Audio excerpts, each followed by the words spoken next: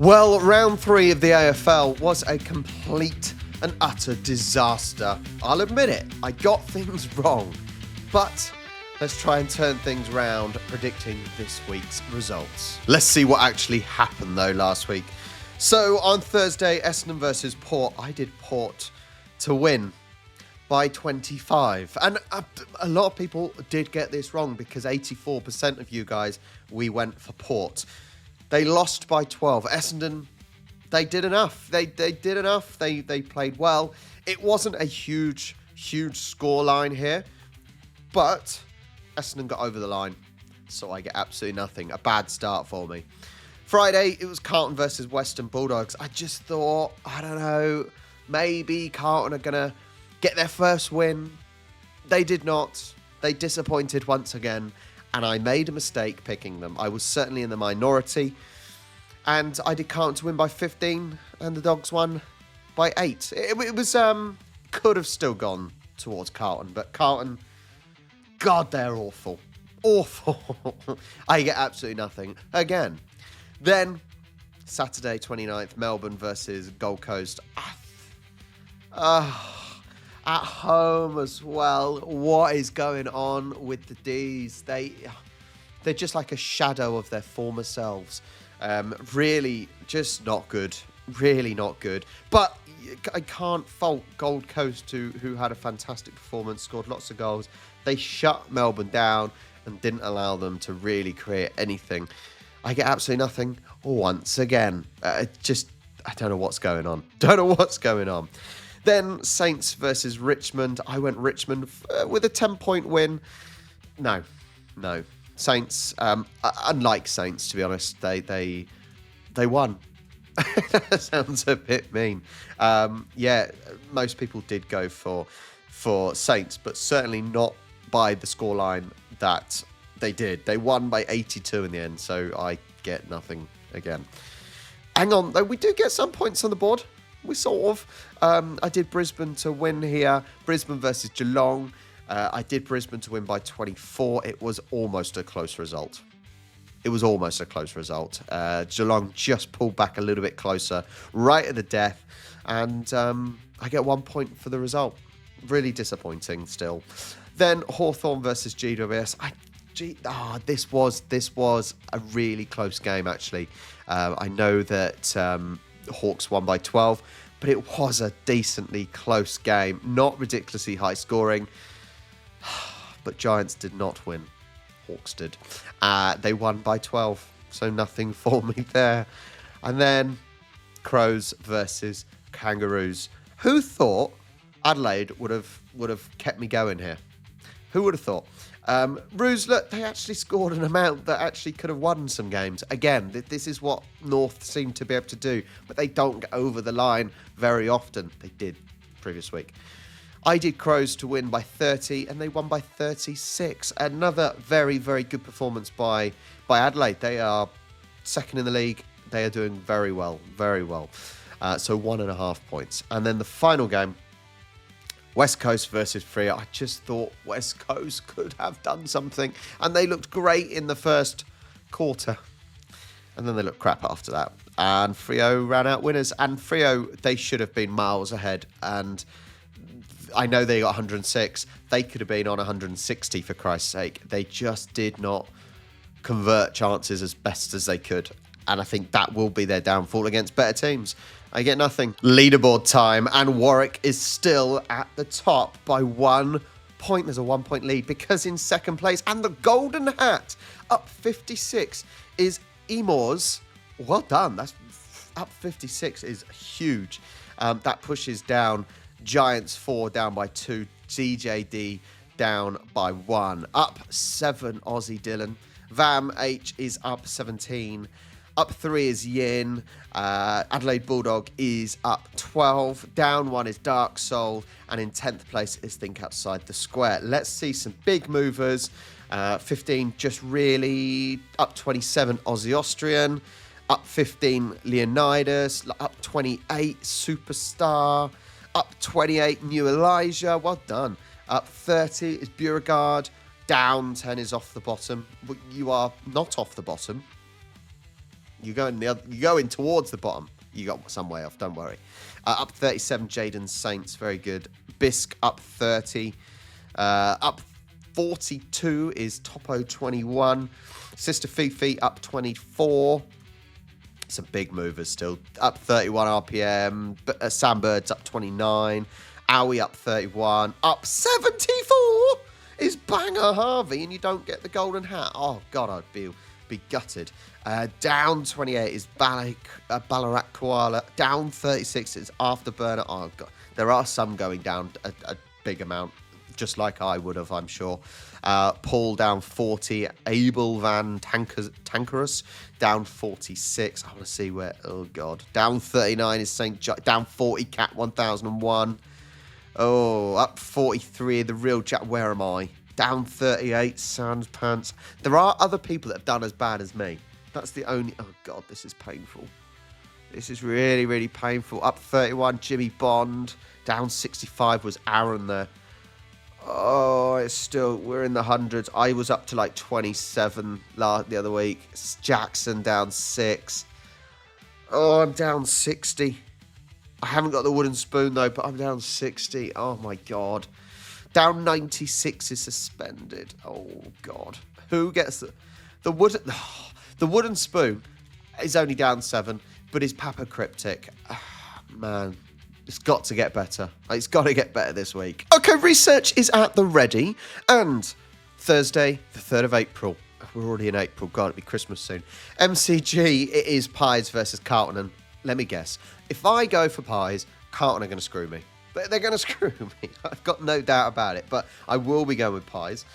So looking at it, Pies do regain Brody Mihacek, which certainly strengthens their forward line. And the fact that Billy Frampton will likely replace Reef McKinns, who's out for an ACL, definitely ensures that depth of the squad that they have.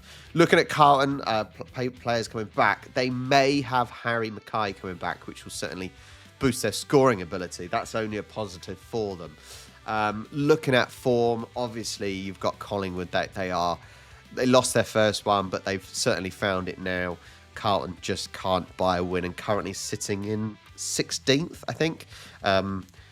Whether Superbru sometimes gets this wrong with the percentage-wise, but they are down there. They have not won a game yet. Home advantage, it's difficult to say with a lot of these Victorian teams. It's like, well, is the MCG a home advantage for people when other teams play there so often? I don't know. But I think I am going to go with Collingwood for this one. So close. I'm going to predict a fairly close one. I'm going to do Collingwood by 6 because I think Carlton may turn up, but hopefully will not cross the finish line victorious. Next, at the litter tray on Friday the 4th, the GMHBA Stadium, Geelong versus D's. D's, just like the D's are, as I said, a shadow of their former selves. They really are. Cats, they've won one game. They've been okay, but they've lacked the ability to win games. Their scoring hasn't been sensational. I think Geelong, they're hoping to regain Tom Stewart, who is a key player in their defence.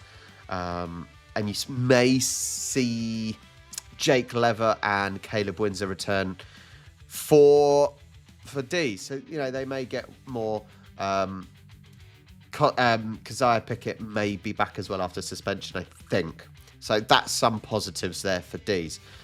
Oh, it's not easy, though. I think Cats, looking at home advantage, there are certainly some teams that do have it. And Cats are one. When they play at the litter tray, they don't lose very often. They don't. So I think that home game advantage, as well as I still think D's have got quite a few injuries, quite a few suspensions, which just has been impacting their consistency big time. And, the top players haven't been pulling their weight. I think what I'm expecting a competitive game, which will be close, and Geelong push away at the end. That's my prediction. So I'm going to go Geelong by 15. I think that's fair. Okay, next up, Saturday the 5th, it is People First Stadium. And it is Gold Coast versus Crows. Both unbeaten teams. Gold Coast won 2, Adelaide won 3. Oh, well, interesting game. Really, really interesting game. I've been really impressed with Adelaide so far. They've done really, really well. Gold Coast pulled out results, haven't they? They've done all right as well. So you can't fault them. Looking at it, Charlie Ballard is out with his knee, certainly weakening the defence. Mac Andrews and Sam Flanders do return. Yeah, but I think they'll still probably struggle against a strong Adelaide midfield. The midfield of Adelaide doing really, really well. And Crows are pretty much at full strength. There isn't much missing from the Crows side, so you can't really comment on that. You got players like Isaac Rankin who are playing against former side, who are looking at playing really well and being one of the top performers at the moment. I think, yes, you do have Suns with their home advantage for sure. But I just think in key positions, Crows should outperform Gold Coast man for man. So I'm going to go with Crows here. I'm going to go Crows by 22. Yeah, Crows by 22. Okay, MCG again. Richmond versus Brisbane. Okay, Brisbane did only just get across the line last week. Richmond, after their first very good win, yeah, they've sort of fallen apart again, haven't they? They've become the Richmond of what we expect and what we expected. I think, yeah, they've just lacked that consistency in the end. Like it was the same with a lot of teams, isn't it? I think Brisbane coming off good wins. They've got good momentum. I don't even think I need to talk much about this because it should only be one result. It's not like Brisbane necessarily struggled coming away from home at the MCG grand final last year, for example. I think Richmond's midfield depth will certainly be tested against Brisbane. Because Brisbane have got a real dynamic ball movement. It's really nice to watch. And I think, yeah, they've got no issues playing away at MCG. So that's all I got for you, really. I think there's defensive gaps in Richmond that Brisbane will be able to outdo. So let's go with the Lions win. Ooh, I don't think they're going to win huge. They're going to win. But I don't think it's going to be huge. I'm going to go 18. Brisbane by 18. I don't think it'll be a complete wipeout. That's me being pessimistic for sure. Okay, next Marvel. It is North versus Sydney Swans. Come on, boys. We got our win 2 weeks ago. We had a rest week last week. Sydney. North, they're still scoring goals. They're still scoring, but surely Sydney, we've got to beat North. If we have to beat these teams, we have to beat these teams. I think if you look at it, North still without key players. George Wardlaw, Jackson Archer, for example, who's one out with hamstring, one who's suspended. However, Sydney do show resilience, which is a positive, and I'm pretty sure we're without Papley, for example, who is sort of a talisman for the team at the moment. So there's no Papley. I have to go Sydney this week. I have to. I think even without Papley, we've got that midfield dominance, which we really do rely on. We've just got to hope that the midfield can score enough goals, because I really don't think I keep saying this, Amati is not good enough. Maybe another close contest with Sydney pulling away at the end again. So let's go Sydney. Sydney by 12. I want it to be more, but I don't think I can. Papley being out hurts, I think. Okay, Sunday the 6th at the NG show at the showground. It is GWS versus the West Coast, and I expect Giants to get another win again. They lost last week in a game that I thought they could win. They should not lose because West Coast are bloody awful. All right, we all know it. They know it. There's no point of beating around the bush. So Giants will win this. They got GWS have a couple of players coming back from suspension and injury, so that's going to boost them. And West Coast are still depleted. They're still depleted. It's at the showground, so it's home advantage. West Coast travelling across country, and it should be a one-sided affair. So I am going to go Let's do GWS by 34. There you go. I was going to say 30, but let's be a bit more adventurous, shall we? Okay. Adelaide Oval, Port versus Saints. So, Port are another team that, as I was saying earlier, they do seem to perform better at home, and they are seeming to have a higher chance of winning at home. Saints, they've done all right. Saints are currently sitting in 7th on 8 points. They've won 2. I don't see them winning this week, though. Home ground advantage, as I said, is just huge. I think St Kilda face challenges with injuries impacting their depth across some key positions. Port, midfield strength is decent, overpower St Kilda's. And then I think the forward line of Port, players like Charlie Dixon, they should capitalise on scoring opportunities at home. I just see a solid performance, hopefully, by Port. So I'm going to go Port. I'm going to go Port by 20. A Port win by 20. And then the last game at Optus, it is Freo versus the Dogs. Okay, Freo did win last week. Now, playing at home, I don't think it makes a huge advantage for Freo, in my opinion, because there are, unfortunately, just better teams than Freo. I think Dogs, they're relying heavily on Bontempelli, Tim English for impact, but may struggle against a fairly strong Freo defensive setup. I think Freo can edge it. I think they can edge it. I don't think they'll win by a lot, but I am going to go with the last game. Freo to win by 8. I have a feeling I will do better than last week. I can't do much worse. So, the pick summary for this week is Collingwood by 6, Geelong by 15, Crows by 22, Brisbane by 18, Swans, by 12, Giants by 34, Port by 20, and Freo by 8. Once again, thank you so much. There is some huge movement in our league table. It is brilliant to see. I just can't believe I went from 27th to under 100. Oh my God, it's got to get better. But thank you so much. Make sure you join the watch-alongs when I am able to do them. And as always, I will catch you next week.